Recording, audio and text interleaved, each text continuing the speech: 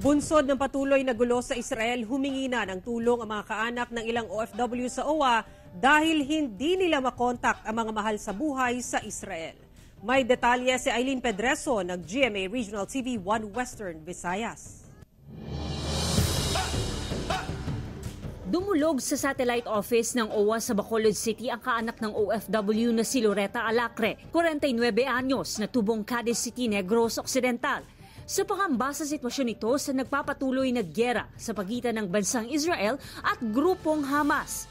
Ang last nga Bernes, ma'am, sang gabi, nang kontaklas sa akon nga mga tiya man. Muna lang ina ma'am last nga nag-day off sa bala ma'am.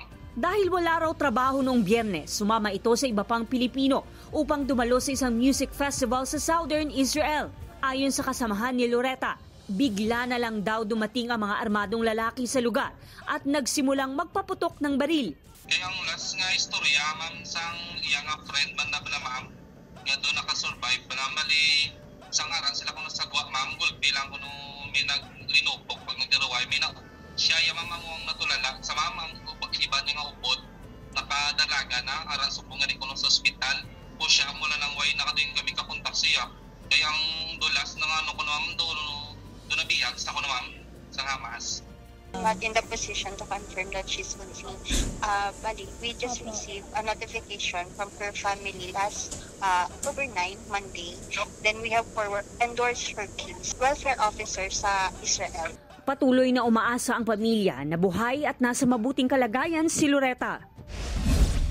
Ine-reactivate na ng Iloilo Provincial Government ang Operation Bulig Ilonggo Migrants Desk. Pinangunahan ito ng Public Employment Service Office at Provincial Defense Office. Bukas ito 24/7 at maaaring mag-contact sa kanilang mga hotline at social media accounts sa mga OFW o kanilang pamilya. Ipinakita ng OFW na tagagamot, Surigao del Sur, na nagtatrabaho bilang medical staff sa isang ospital sa Israel, ang kanilang safety room sa Tel Aviv. Pinaalahanan na rin daw sila ng Israeli government na mag-ipon ng maraming tubig at iba pang pangangailangan. Mula sa GMA Regional TV 1 Western Visayas, Eileen Pedreso, nagbabalita para sa GMA Integrating News.